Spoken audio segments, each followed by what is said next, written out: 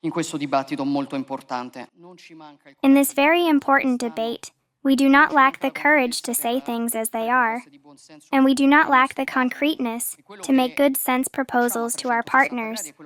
And what we do at 360° is what we are doing also in the debate on the consequences of the Iranian crisis, which is clearly producing disruptive effects on costs for families and businesses, on the competitiveness of our production systems, aggravating our vulnerabilities.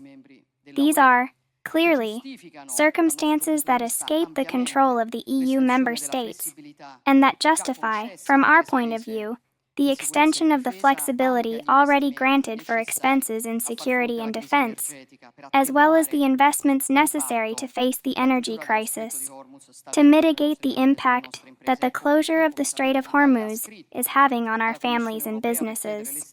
This is why, as you know, Italy has written to the European Commission to ask for the extension of the scope of application of the National Escape Clause, as well as the necessary interventions to protect families and businesses from the impact of the crisis. It is not about being authorized to make a new national debt. It is about allocating to the best what is already planned. Pure and simple common sense. Look, it does not mean, as I have read somewhere, that we have changed our mind, that I have changed my mind on the subject of defense expenses.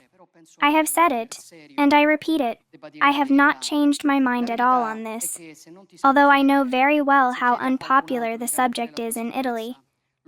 But I also think that a serious leader must tell the truth.